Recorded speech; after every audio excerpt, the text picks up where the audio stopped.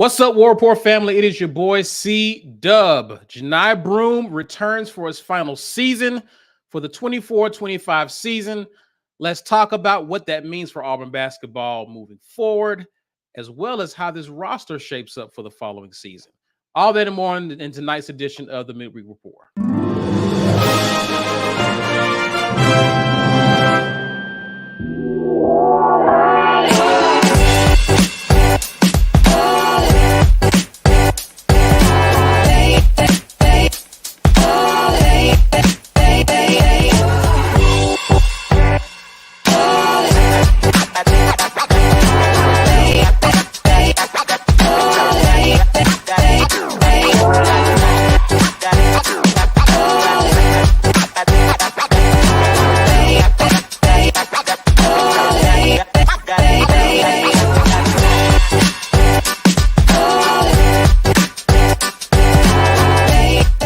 Happy Wednesday, everyone, and welcome to the Midweek Report, courtesy of show sponsor, the Opelika Rage Room. Man, listen, if you got some rage in your heart, rage in your body, and you need to get it out, the safest, most legal way to do that, if you stop by one of these two, stop by these two addresses here.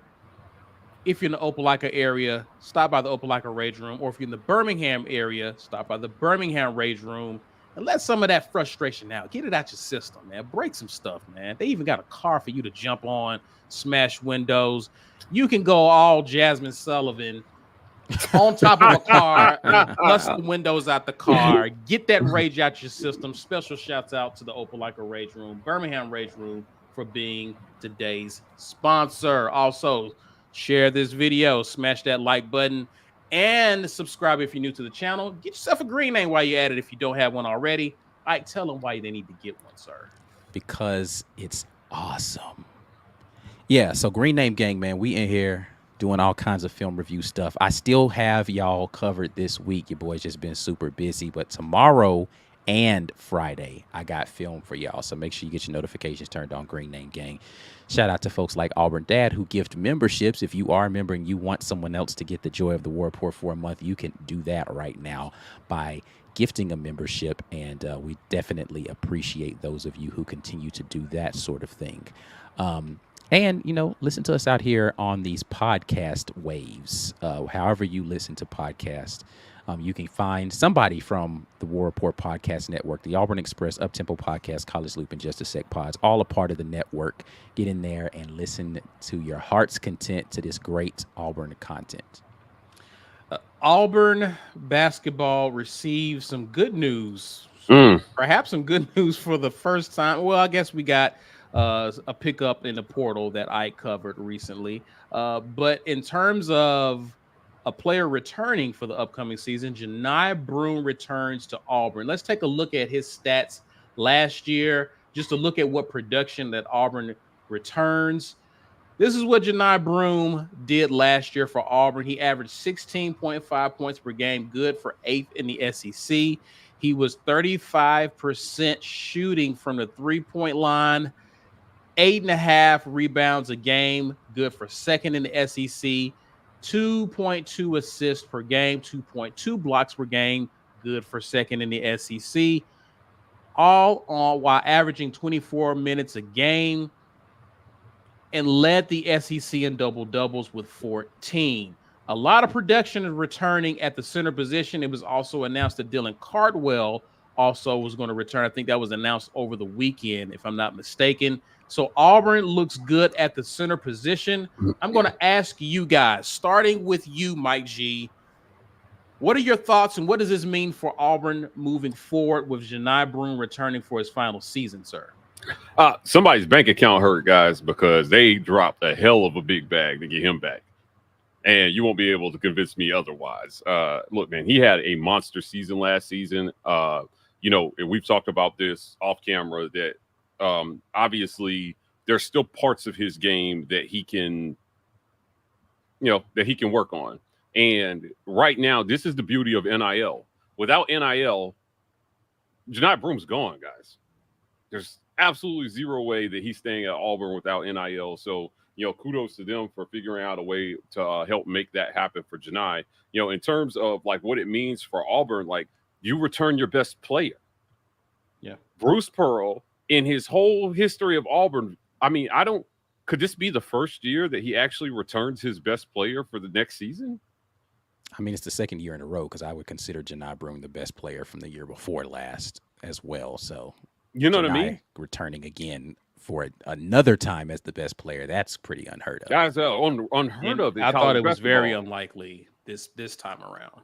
Yeah, so being able to return your best player, because it occurs to me that the more experienced teams are making deeper runs into the tournament. They're lasting longer at the end of the season. You can be a young but supremely talented team, and experience is winning NCAA tournament time. So having Johni Broome back, I think it increases the likelihood that Auburn can make a deep tournament run, given they can get past whoever's in the first round. But this is huge. This is a huge win for Bruce Pearl. Look, man, every year Bruce has to beat the taking a better job allegations every single year. And so not only did he beat the allegations, he got his best player to come back, man, and not go pro. That's amazing. This is big. I mean, we showed the numbers, so you guys know what that means statistically for Auburn. Having the second leading rebounder, like the second in blocks, and he does so many things that you can't quantify in stats. Like when Johni Broome is in the game, it changes the game, and this is a huge win for Auburn. Ike, your thoughts, man, and talk about, I guess, Johni's game and the fact that Auburn really ran its offense a lot through Johni Broome. I guess we can expect more of the same this upcoming year, but just what do you think this means for Auburn next year? Yeah, I think Johni realizes that he still has some things to do to impress the professional scouts in the NBA, where his ultimate goal is, number one. And another year of showing that it wasn't just a flash in the pan will help that a lot. But I also think, he just kind of had a sour taste in his mouth about how the last season ended and wants to come back and figure out how to finish what they started. But as far as his game is concerned and how this helps the team, it gives you less that you have to worry about as far as continuity. B. Will isn't here, so I'll steal his word. Continuity is concerned with the offense and the flow, right? Like they can just continue to do what they've done, plug and play with some key pieces, which we'll talk about kind of the composition of the team later on. And then two, it gives you a guy who last year when we talked to Johni during the fireside session, he talked about his desire to go out and cultivate the kind of locker room that you ultimately saw and heard people talk about all the time. Those guys enjoyed the game of basketball. They liked being on the same team and in the same locker room. And I think that he wants to cultivate that once more, but finish the job this time. He's a guy who's been unselfish and wanting to, he's accepted the fact that, all right, I'm going to split time. And I know it's going to hurt my my overall numbers, right? Like I'm not going to be ranked in the top 10 in points per game, but I'm going to be ready for the end of the season. Now, I do wonder if this season they're going to say, all right, we're going to play a little bigger, right, and let him be out there a little bit more. But, yeah, Johni's game is it's fine. It's great for what Coach Bruce Pearl has adapted his offense to be able to do. And I'm looking forward to seeing kind of how that adaptation continues to unfold as some new pieces are added around Johni as the focal point. Because there's some young guards that are coming, and then there's new guards that are coming that are going to change kind of the dynamic of how this goes. Yeah, that's probably like Bruce Pearl's underrated superpower. Getting new guys to come in and play like they're seasoned in his system. Chaney's development last year was pretty incredible. Denver Jones, same thing. Like those guys showed marked improvement from, first game to last game. And think about how much better those guys are going to be after a whole other offseason in this program. So you got Johni coming back, and that teamwork and that chemistry and that team bond, I think they can take that and do something extra special. Now, I felt like, and I still stand by this, despite what happened to Yale, that last year's team was Bruce Pearl's best team. I don't care what happened to Yale, because in 2018, 2019, they almost lost to New Mexico State in the first round. Like, they needed a near miracle to get out of there. This time they didn't get their miracle, but this was still a really, really, really good team. And if you think about in terms of what they lost, I appreciate. I think I love Trey Donaldson's game, and I still think Aiden Holloway has the ability to be a star. But in terms of what they lost in production, you can replace that. I think those stats are replaceable. If you go out, JP McGee play the role that Trey Donaldson played last year. We know he can hit big shots. Yeah. The only question that Ike brought up, I thought was a good point, is defense. Just what does he do? What does he bring defensively? That's yet to be determined. They'll fix that. They'll fix that. Trust me. You can't. You're not going to not play defense on this squad. Oh yeah, no, you're not even going to be. I after watching Pegues's film a little bit, I like what he brings defensively from just a tenacity standpoint. And again, we'll talk more about the roster, but hey, Green Name Gang. I got you on JP Pegues, y'all. So we're gonna get in and we're gonna talk about him for sure. Okay. All right. Do you think what do you think that Broome needs to show scouts this year, seeing as though this is his last year at Auburn? What does he need to show that, I guess, that he can be a high draft pick? Ike, what are some of the things that you see? I think honestly the biggest thing for him is going to be defending the post a little bit better. Like he got abused a little bit one-on-one versus some of the better post players. Now, some of that was him trying to avoid foul trouble in spaces, but yeah, those big post players on offense had their way with Johni Broome in a couple of games this season. So he needs to work on his ability to be more stout there. And that's saying a lot, because I think he did a really good job a lot of the season on that.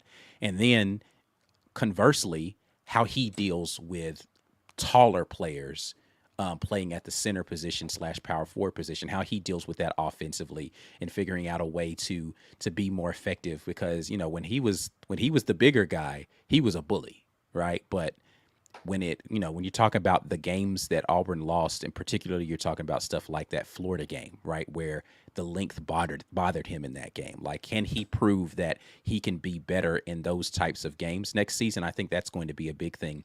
And I think the other thing that he's going to have to work on is just being able. He improved much year over year in his ability to shoot the three and his ability to pass out of the double team. I think he needs to show some consistency and growth in those areas. I don't think he has as far to go in that one, but I think that's something that they're going to be wanting to look at for him, because in the league, he's not going to play center, right? Yeah. Like he's going to play a power forward. So he's going to have to figure out how to play away from the basket a little bit more.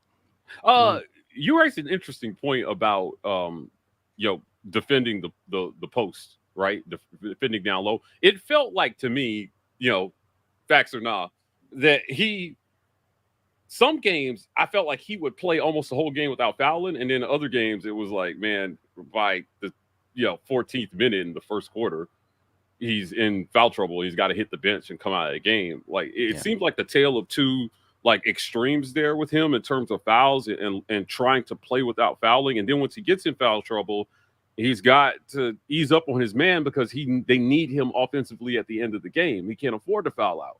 Yeah, right. I think some of that is the officiating, right? Like some games are officiated a little bit differently than others.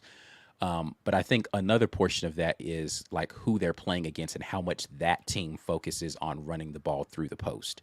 And so like he's in the action a little bit more in certain games, or like in a game like versus, the guys across the state where they're not going to focus on the post much at all, right? Like not even driving a lot. They're going to shoot a lot of threes. So he's not involved in that action as much. So he can stay out of foul trouble potentially in those games a little bit more than he could in other games. So again, some of that's about the opponent, some of that's about the officiating. But definitely it rears his head in certain situations, and he's got to figure out how to play around that kind of stuff. All right, let's get to some of the comments. You guys have some thoughts on here. Jonathan Taylor responds and asks, or he asks, is there a chance Aiden returns to Auburn or no? No. I see that as a very low probability. Yeah. I think Aiden has enough people wanting him to go there. Like some guys, when they hit the portal, right? Like their prospects just aren't like who's going to want to pick that guy up, and can he get a P5 offer? Aiden Holloway's got a bunch of people that would love to see him walk through their door. He took a visit to Bama, didn't he? Yeah, that's what they was talking about in the comments. Blah.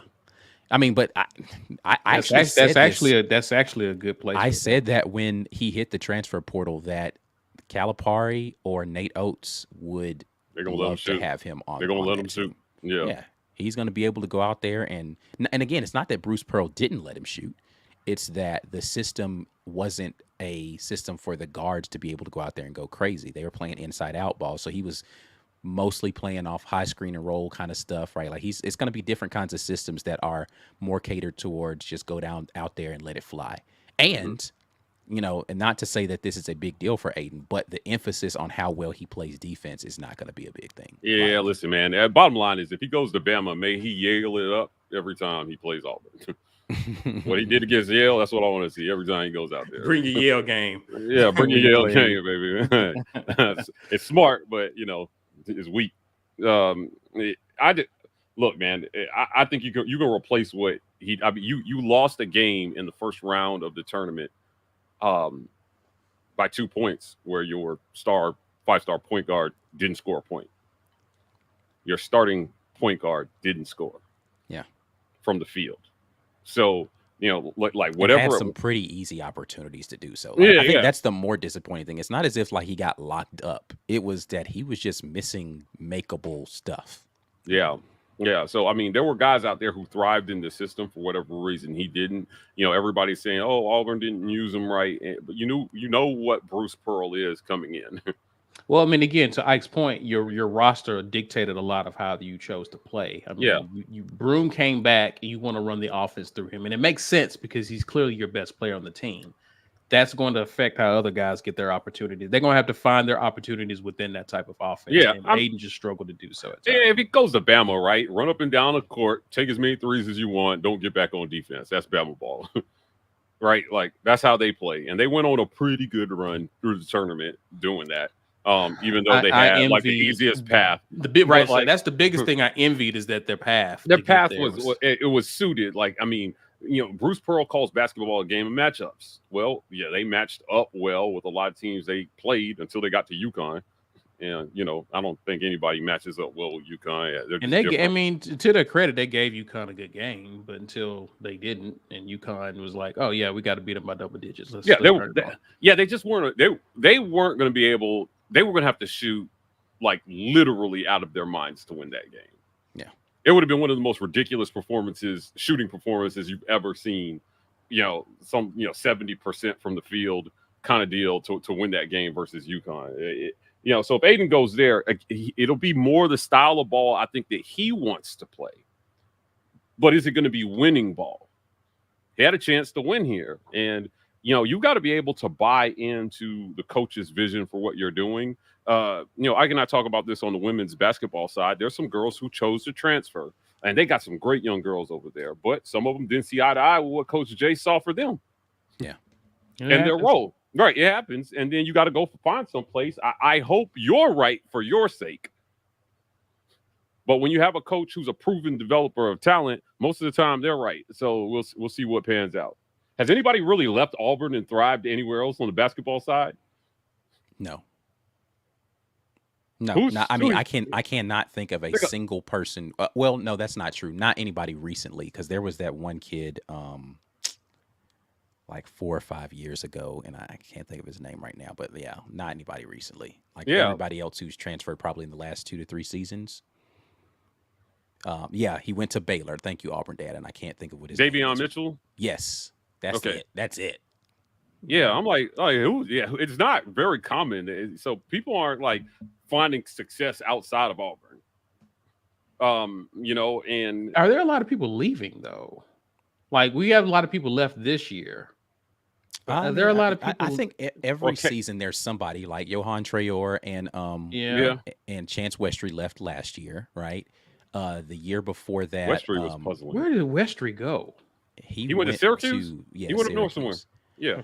Okay. Then you had before that, what's the guy's name that went to Arizona State? Jumps out the gym. Yeah. Devin Cambridge. Yeah, Cambridge left the year before that. Yeah, I mean you have one or two guys leave every year, but Alan Flanagan, right? He played. Alan Flanagan played well at Ole Miss, but like success, there wasn't. Did he thrive? Yeah, he thrived, right? I mean, but that was a bad. That was a team in year one with a new coach who was bad the year prior. So they had a decent. Nobody told him to go there. Yeah, he got that ass whooped versus Auburn the 2 games. I know that. Listen, I'm just saying. Got locked up by Lior. Lior Birdman. Yes, my guy. Oh man, listen, they're not making great decisions after they leave Auburn. That's all I'm saying. So like, I'm not broken up over it. D-Lev says, dude on Twitter who said Broome was leaving might block y'all soon. Did anyone send him? Block us? Oh yeah, his name is Caleb. I'm sad I said already. Caleb Benson, and he was like, a source tells me that Johni Broome is getting ready to blocking us. Oh, I quote tweeted him. I was like, y'all remember this? Like I told y'all when it came out, I was like, this dude's always wrong. Like, why is anybody even giving this any consideration? I just want to know, did anyone send him the freezing cold takes yet? I just need freezing cold takes to get a hold of this and repost it. So yeah. That dude, boy, I'm telling you. He's wrong from the time he wakes up. He gets on the wrong side of the bed, right? He drives down the wrong side of the street. This dude is just wrong.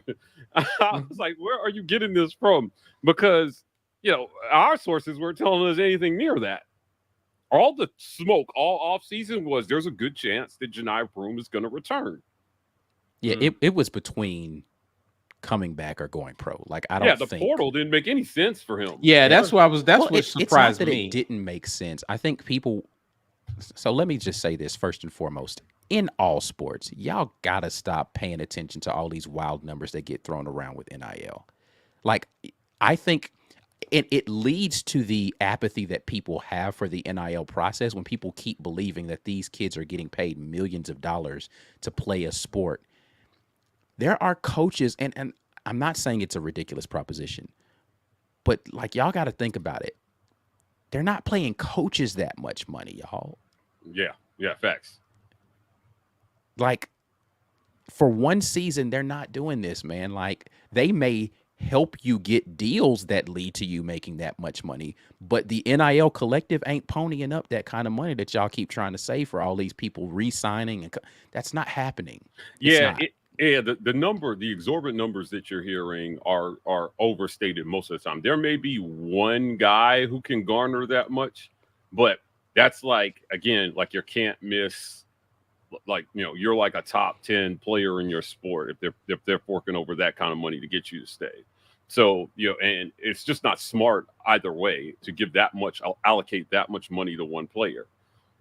Think about it in terms of a salary cap. There's not an unlimited bucket of money on the NIL side. It's not. As a matter of fact, a lot of these collectives are struggling to keep up with the demand. Right. For money. Listen, man, it's like, such and such has a bunch of money. Even that is limited, bro. Like they're not forking over their entire fortune to the NIL collective. Like, now, y'all got to chill with that jump, bro. Don't get me wrong. I think he got the bag.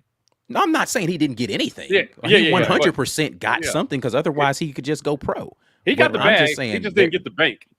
Right? Right. He didn't get the whole vault. Right? Like, come on. Auburn Dad, appreciate you gifting 5 Rapport memberships, man. Appreciate you. Let's see here. Scott Chapman here says, I love Auburn, but I'm just getting tired of showing up and then getting mediocre results for the team I have invested so much time and money into. Yeah, you got to make it past the first round. I don't think that's unreasonable. I don't think that like fans would have been upset that Auburn didn't win the championship last year, but losing in the first round to Yale definitely took the air out of it for a lot of people. And if, I made the trip, I can tell you if you made that trip to Spokane, you were pissed. right? Because it wasn't a short. I mean, there weren't a ton of direct flights out of the Southeast into Spokane. It was everything there was super expensive because the NCAA tournament was in town, and Spokane sucks. So if you made the trip, you got excited. It was supposed to be one of Auburn's best teams ever, and they didn't make it past. I think it's okay to say that part out loud. Auburn has to make it past the first round. Bruce Pearl, though, your $50 million coach has to get you past the first round of the NCAA tournament. He knows that. I think he would agree. Bruce Pearl would agree with that statement.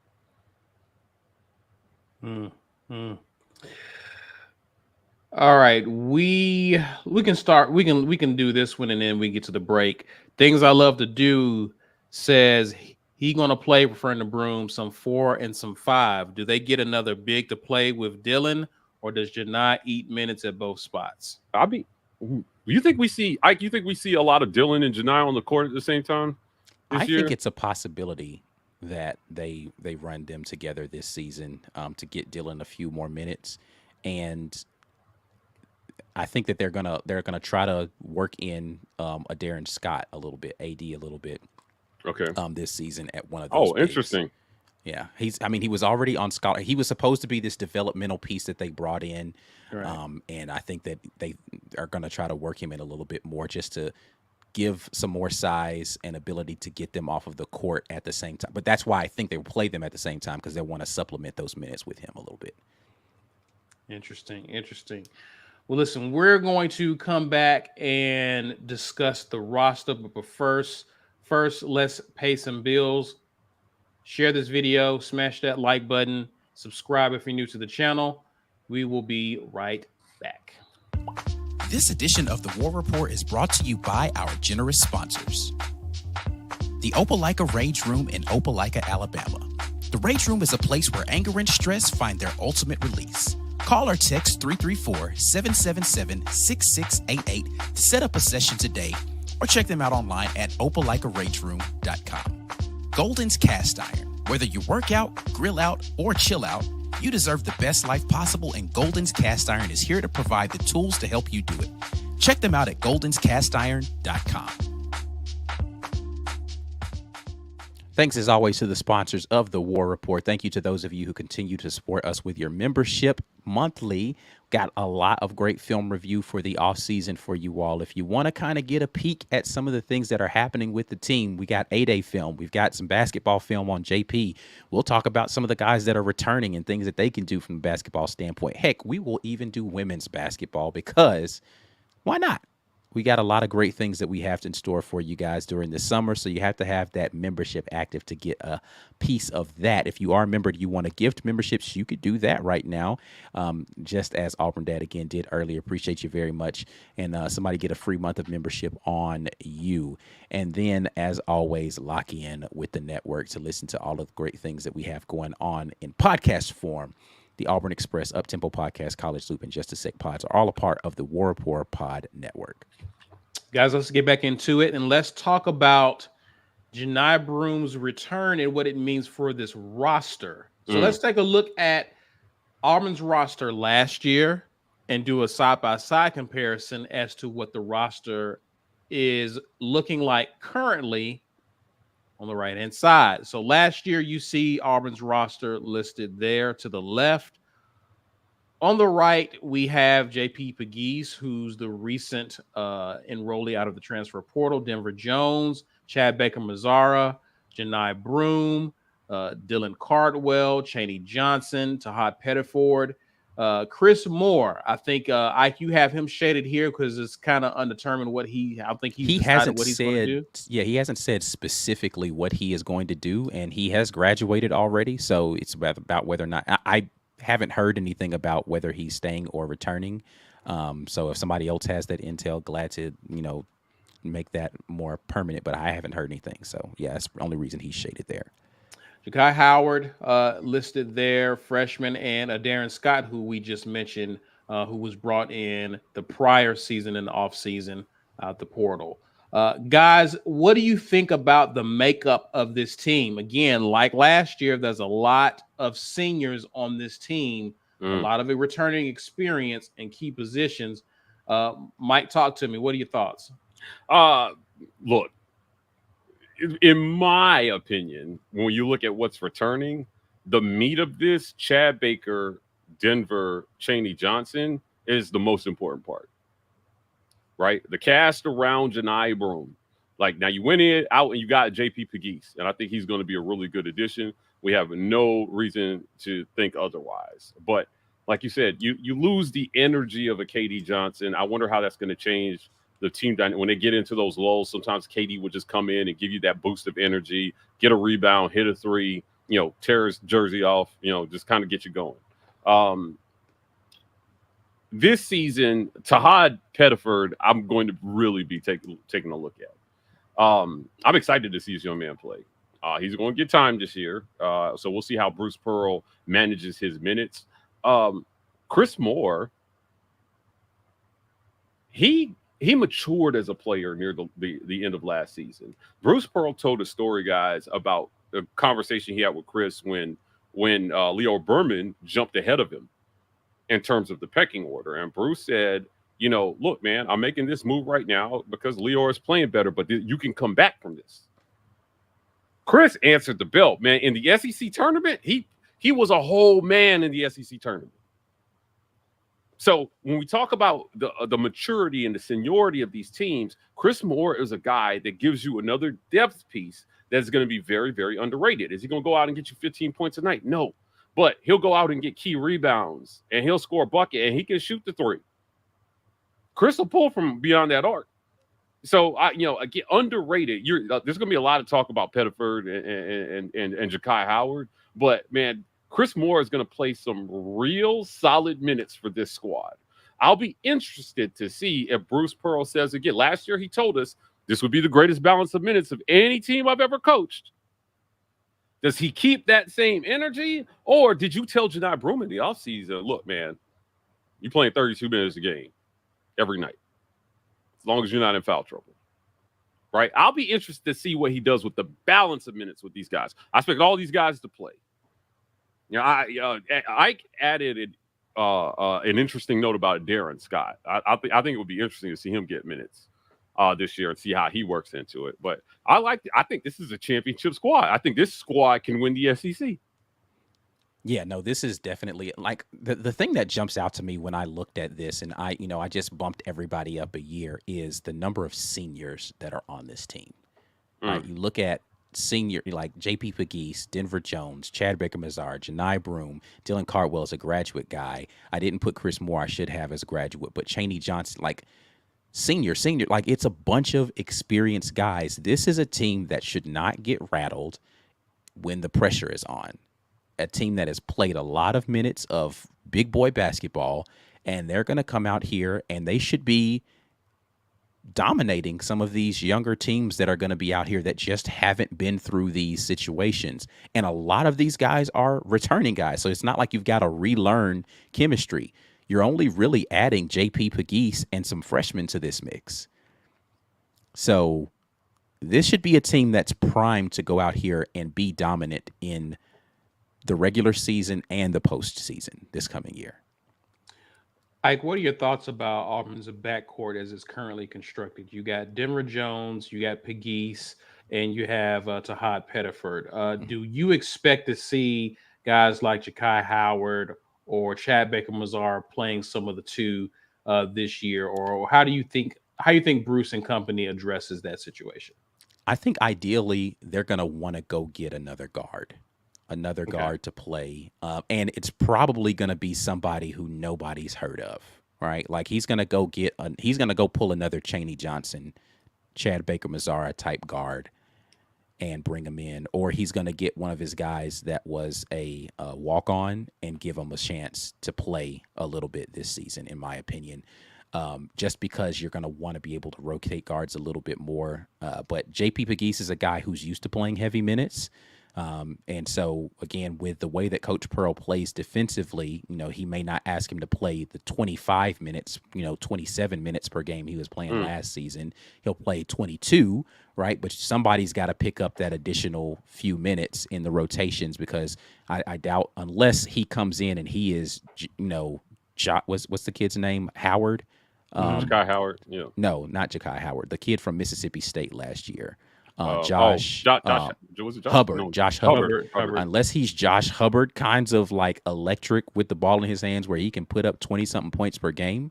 Todd Pettiford he's going to take some easing in, and he's going to play 15 or so minutes per game, right? So the point guard's going to need rest, is all I'm saying. So you need a guy who can come in and play 10 to 12 minutes. And even if you're rotating Denver into that spot into point guard, I think you need another true point guard that can come in and give you Chris Moore type of minutes, right? 10, or Leo Berman type of minutes at the point guard spot. And so it'll be interesting to see how they decide to do that. Question here that was asked earlier. I was able to grab it. I want to bring it up here. Tim Toolmain Taylor asked, who makes up for Jay Will's production now that he's moved on in the front court? What are your thoughts about this, Ike, in terms of, because I talked a lot about how important Jay Will was. We know what Johni Broome meant for this team, and that he was pretty much a guaranteed 15 points per game every game, right? But you needed a guy, particularly in the front court, who could also take some of the pressure off Johni by chipping in 12 points here or there. Yeah. How does Auburn replace that? Is this now time for Chaney Johnson to step up? Yeah. I think if Chaney Johnson can figure out how to stay out of foul trouble, this is absolutely where he takes that next step, because he's got all the stuff that you need, right? Like, he can step out and he can shoot the three. He can give you the mid-range stuff. He can get all the way to the rim. He needs to work on his ball handling a little bit to be able, but like Jay Will wasn't like a great ball handler, right? So he needs to work on that a little bit more. And his athleticism is, I think he's more athletic than Jay Will. And Jay Will's a very athletic young man, right? Like, but Chaney he's different, right? And then you got Ja'Kai Howard, who's going to be coming in, who can do all of those things as well. He can be a 3-level scorer, and he's got the outstanding athletic. Man, Lobtown we're going to have some crazy Lobtown situations with Ja'Kai Howard and Chaney Johnson next season. Those two young men can jump out of the gym, and so I'm looking forward to seeing how they produce. Mike, thoughts about the front court? Ditto on everything Ike said. I mean, look, you've got to figure, like, Jalen Williams, his game matured big time from year over year. You got to be able to shoot the three here in today's college basketball. And, him, again, really evolving his three-point shot was huge for Auburn. But he also could get big down low sometimes as well. He learned how to play with his back to the basket. Again, I'll be interested to see. You got Ja'Kai Howard 6'6", right? So he's not a small guy in there. He should be able to get in there and replace some of that production. But I think that, with Chaney and Denver, like, I don't know, like I said, to me, I think that you have a lot of what you need. It's going to be about depth mostly. And, I think they've got it. So, like I said, I agree with everything Ike said. I just think, these guys take the next step of the meat of the roster that I talked about, and Auburn's a good team, and you give the other guys a little time to come along. What do you need to see from Tahad Pettiford, Ike? The last two highly touted guards that came into Auburn have not lived up to the first year billing, right? We already talked about what it was last year for Aiden Holloway. And then Chance Westry the year before that. I just need Tahad Pettiford to be showing signs to be closer to the guy that everybody anticipates him to be. Because I think that's the disappointment of how the seasons ended in the past two seasons. It's not a direct correlation, but there's a high correlation between what was anticipated from those young men to produce for the team and what they actually delivered. Chance Westry barely played, right? He was injured almost the entirety of his freshman season here at Auburn.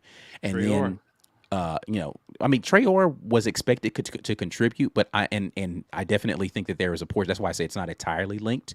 But just from a guard standpoint, Chance Westry gave you nothing, right? Like, Trey Orr wasn't even hurt. He just wasn't playing well. Right. But Chance Westry didn't even play for the vast majority of the season. And then Aiden just didn't give you what you expected to get from him, right? Like you were thinking he's going to be, they're going to double Johni Broome. Good luck. Aiden Holloway is going to eat.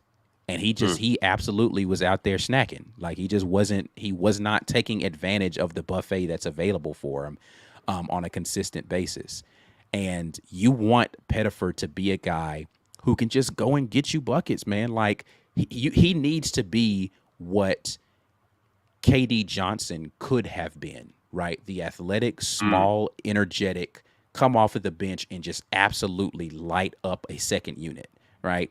And KD couldn't figure out how to be that guy consistently for Auburn, and you need Tahad to be him because he's not going to be asked to start from day one. He's going to be asked to come off of the bench and be a spark plug, put the ball in his hands, go get a bucket.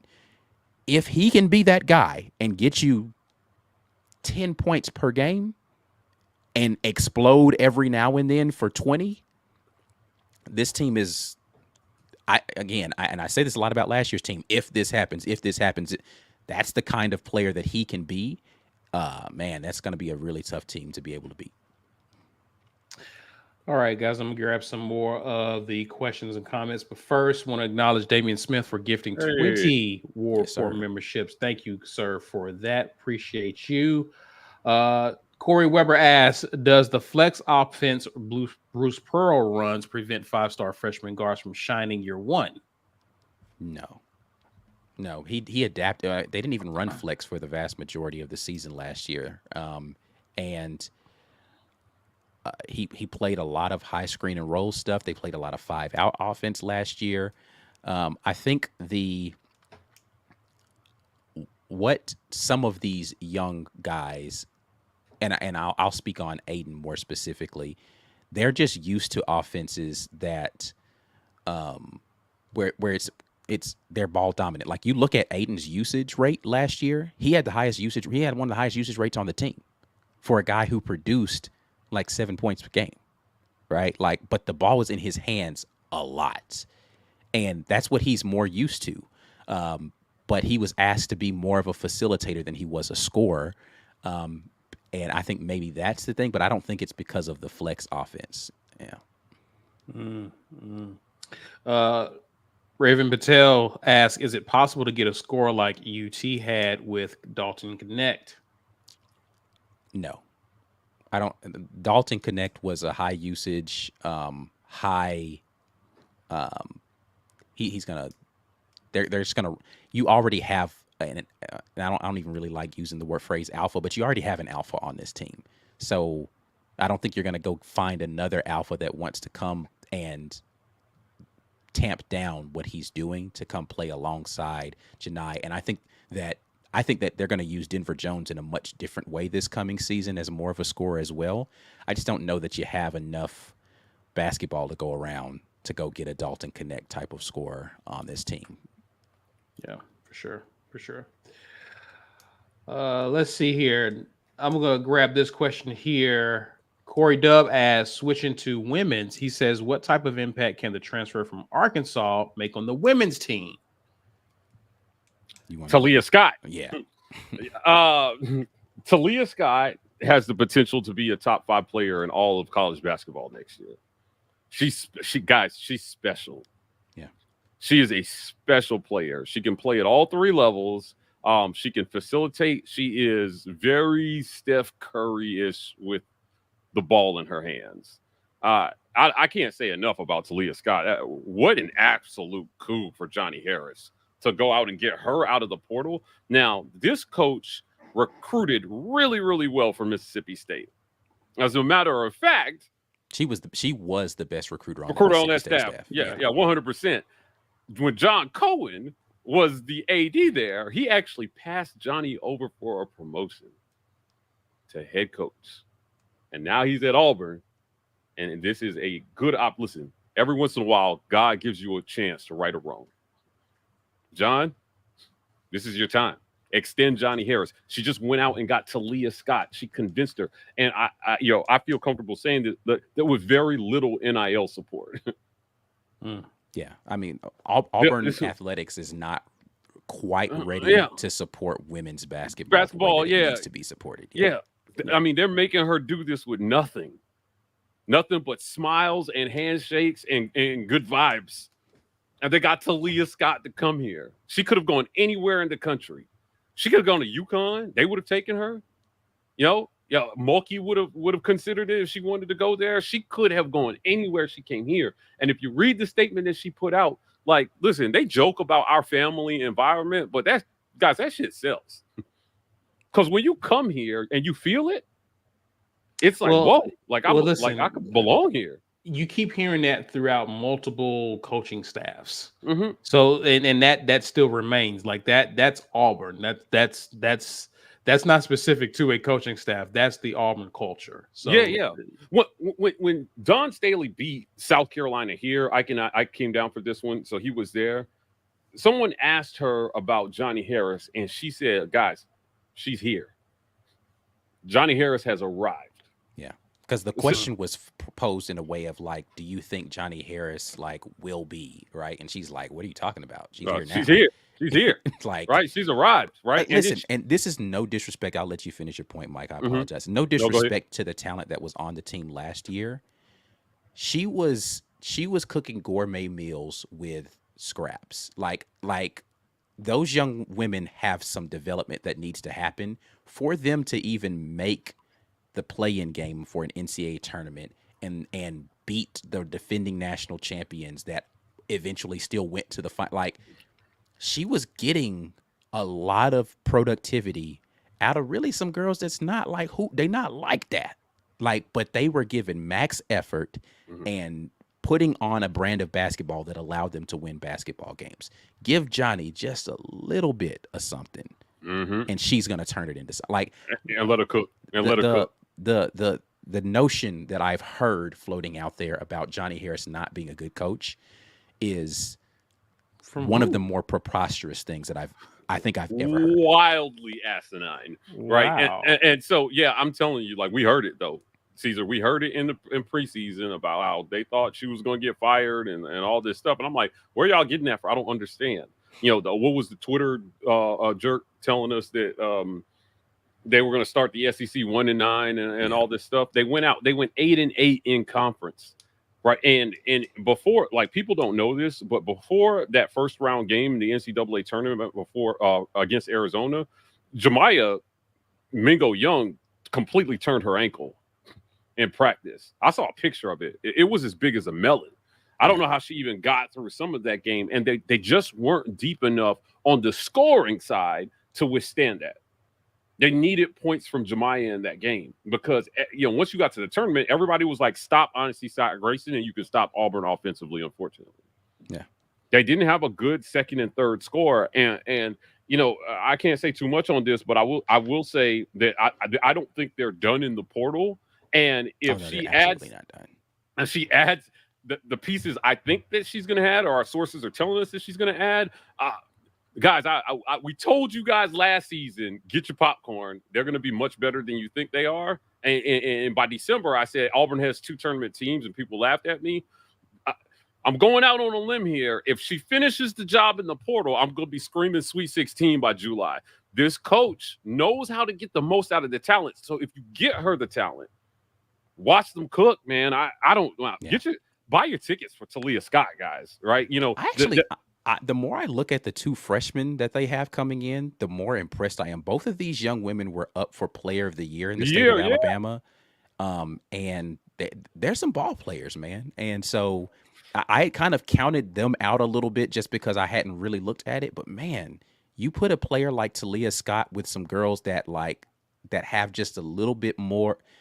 I don't know, man. And, again, this is no disrespect. I think Jemiah Mingo Young, warrior of an athlete. Oh, like, man, her body I love just Jemiah. betrayed her at the end of that season. I think that Sydney Shaw is a tremendously talented basketball player who can shoot the lights out.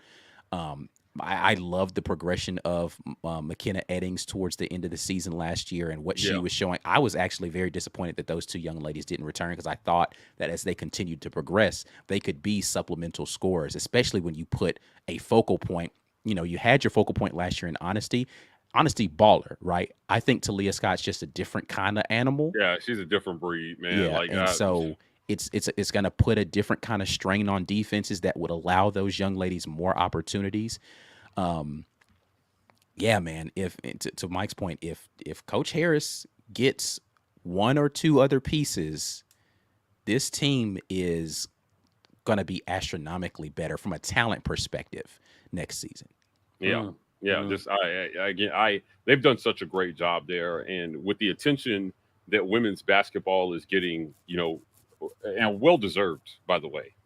Right, there were some fantastic basketball players on the women's side. I thought that they put on an absolute show in the tournament. We saw some fantastic games. Caitlin Clark versus South. We got Caitlin Clark versus South Carolina and LSU back-to-back years. Right, I think the better teams prevailed there, but you cannot deny the attention that Caitlin Clark has brought to the game of women's basketball now in the social media era. Yeah. Right. And it's good for the game right now. So, for Coach Harris to go out and get somebody who has that type of scoring capability. Now, I don't know if anybody's going to shoot 30 shots in a Johni Harris offense. But if you gave Talia 30 shots, she could put up Caitlin Clark numbers. I don't know what to say about it other than I'm excited to see what they do. And I think if she gets a couple more pieces to put around her to develop that depth, just in case, if your Jemiah Mingo Young goes down, you have somebody who can come in. Yeah. Right. And provide the same level of production. They were good. They just weren't very deep. And now she has a chance to be good and deep. Yeah. So that's the way that she coaches teams to get after it defensively. That's actually very scary. Yeah. Like Talia's, they didn't play defense at Arkansas last year. No. They were not a good defensive team, and she's going to play defense down here, which will create more opportunities for her and her teammates on offense. If they turn the ball over if they turn teams over at the same rate that they did last year, yeah, watch out. I would predict an 11-5 SEC schedule next year. Record 11-5 next year, minimum. That would be the bottom. They play defense at the same rate, and you add Talia Scott, 11-5 in conference next year, and then if they do better, sky's the limit. All right, guys, let's keep it moving. P-Pass says, remember Harris wanted Jackson from Tennessee, who was drafted number 4. NIL guys would have been an Auburn Think Tiger. About that for a second. Add Rakia Jackson to last year's basketball team alongside Honesty Scott Grayson and Taylor Collins. That's crazy. Like, I don't know who you end up not getting, right? Maybe like Celia doesn't come or McKenna doesn't come. 4 more conference games. Yeah, for sure. You add Rakia Jackson to that, you win 4 more conference games, and you're 12-14 in conference. Yeah. Come on. Yeah, Rakia is the real, and again, Auburn had a legitimate shot because they had the history from Mississippi State. They had a legitimate shot of getting her, but Tennessee just stepped up to the plate a little bit more. Yeah, man. Yeah. You'd be shocked. And they've been very supportive of women's basketball there over the years. So obviously, Pat Summitt created a winning history, like a winning culture there that carried on through the years. And so they expect. I mean, they just fired a coach. What was her name? Kelly Ward. Yeah. I was actually surprised at that. They I were was one ridiculous buzzer beater away from beating South Carolina. And she ended up getting fired. I thought that they did a really good job down the stretch. Like I think they underperformed expectations with Rakia Jackson there, but yeah, I was shocked when she got fired. But she's been there for a while, and I think the Tennessee is just like, listen, man, we gave you some time, but living in the ghost of Pat Summitt, bro, like in the shadow of Pat Summitt is not. I like that they demand excellence from their women's program. It shows that they're committed to winning there. Yeah. And so now you have a coach at Auburn who's improved this team every year, 3 years straight, and they started at the bottom. 0 SEC wins the year before Johni Harris took over. 2 in year 1. 5 in year 2, 8-8 in year 3. If she approves again for a 4th year straight, Dawn Staley didn't even get. I don't think she got her team to the NCAA tournament by year 3. I don't remember. I don't know. But yeah, there's only a couple coaches who have done it. Yeah, and the coaches who are on the same kind of trajectory, like if you want to look at what that trajectory looks like, it's going to look similar to what Ole Miss has been doing, right? Like Ole Miss went from bottom of the barrel women's SEC to win a couple of games to, make the tournament in year 3. Like that's what they did. And then year 4, they're out there, I think they made the Sweet 16 last year. Yeah. Come on, man. I'm just telling you. All right. Steve Bradley says, hey, guys, glad to see Johni come back. Hopefully now he gains some weight, gets stronger, to not get pushed around. Also, work more on shooting. I don't know that the issue for Johni was getting pushed around. I think the issue for Johni was moving his feet a little bit better. Like I don't think people were bullying Johni. I think they were going around him a little bit too much. So I think get stronger and I don't know that he's going to be able to get much quicker, but I think those are the things that he's got to work on a little bit. Because you see, like he has a very awkward and kind of clunky offensive game. Like when he's doing the the turnaround shots and he doesn't get off the floor very high, right? So he's not a high riser. He's like a very below the rim kind of player. So he's got to work on the quickness stuff because that's what really was going to determine how well he's going to be able to operate against some of those bigs. All right. Max Effort says Aiden's struggles were on him. He had the shots and didn't make them last year. I don't think anybody if Aiden Holloway is looking at anybody else and saying, man, they failed me, I don't know that that's the right way to look at it. Because they continued to play him, continued to start him, even though he struggled, and never said, I mean, you heard Coach Pearl say multiple times, I don't think Aiden Holloway's taken a bad shot all season because I think he can make all of those. Yeah. Right? So they never stifled him. They kept putting him out there to play until the end of the game where they were like, okay, you haven't played well this game. We're going to ride with Trey. But that was because he didn't play well that game. It's not because they stopped believing in him. They're riding the better player for that moment. So, yeah, again, if it's a system fit or it's a culture fit, and I don't know that he had any issues with culture. He and Johni Broome seem to have like a really good big brother, little brother type relationship. Again, this locker room talked about how great they were together. So I don't really know what the answer is for what Aiden Holloway's looking for. But I do wish him the best. But, if his best is landing across the state, then screw him, and we'll be throttling twice a year. Sincerely. Yeah. James Barnett says, guys, what are your thoughts on the former 5-star cornerback that entered the portal from Colorado? His former defensive coordinator is now on Auburn's staff. I don't know about McClain is the guy that you're talking about. We're loaded. We're kind of loaded in the secondary. Yeah, I don't know about the quarter, but I know that portal is an Asian Dion up there. Well, he looked like he put on 10 years. That portal is hilarious. His son out here on Twitter, like, hey, DM me if y'all want a spot. Like, yeah, it's rough because the talent just wasn't there, and Colorado's not really an ideal destination right now, and this was always going to be a problem for Colorado. Like Boulder might be worse than Spokane. Like, bro, they super granola up there. Like I've been to Boulder. It's granola. Yeah, man. They extra crunchy up there, Caesar. Like I don't. You get kids to come play there. You're pulling off small miracles. That's water into wine type stuff they doing over there, getting kids to come to Colorado. It matters. Look, listen, man. It's funny. Like if you had a chance, and they said this back in the day, like between Colorado and Miami, guys want to go to Miami. It's Miami. Yeah. Let's go to Colorado. Come on. Yeah. I mean, the campus is not like nice, and like I don't think the campus is nice, honestly. Yes, I'm just in Colorado. Like I said, I spent 5 days in Boulder on a business trip, and I was very underwhelmed. Like I was like, wow, this is terrible.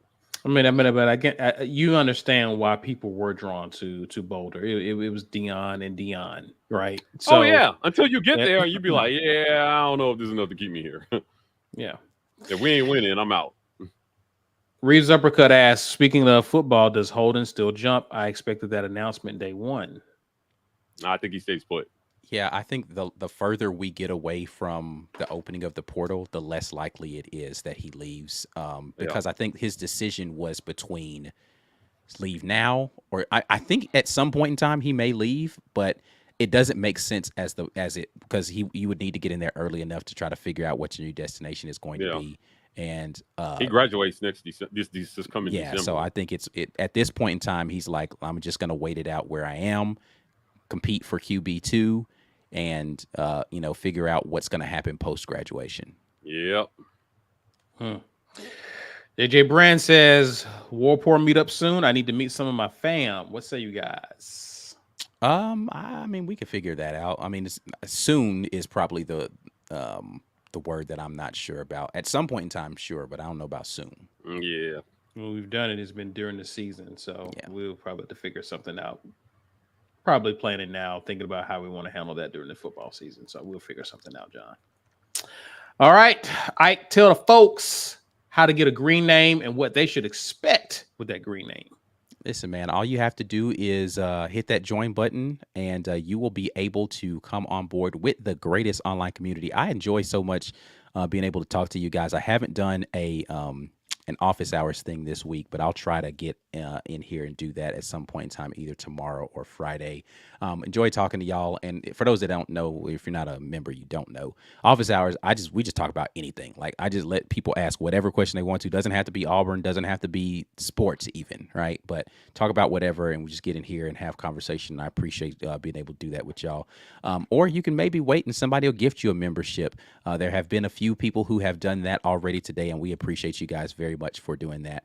And again, let's make sure that you guys are getting in with the network. If you don't have time to maybe watch the lives, maybe you can just go and listen to them on your commute, because we do rebroadcast some of this stuff over on podcasts, particularly the morning drops, and then portions of our conversations from the Sunday and Wednesday show go up on the podcast, so you guys can lock in there with the Auburn Express, or you can listen to some other folks that have differing opinions. We don't always agree on our opinions of things on the network, man. I let those guys have free reign for whatever they want to talk about. Uptempo Podcast, College Loop, and the Just a Sec Pod.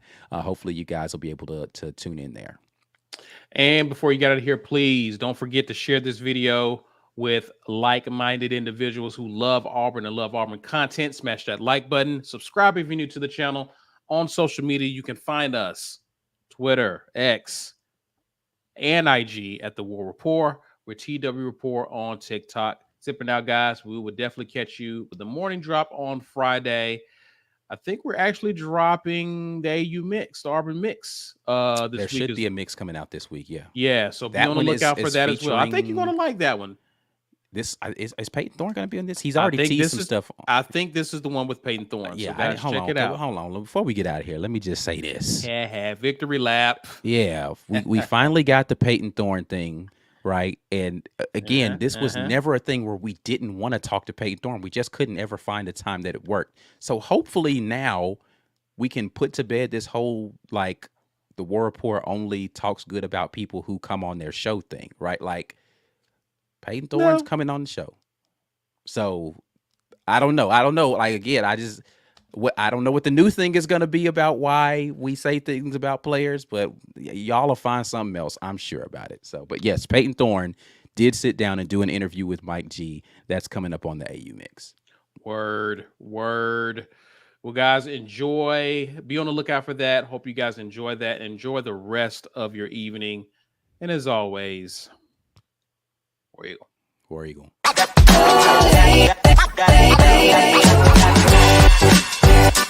Oh,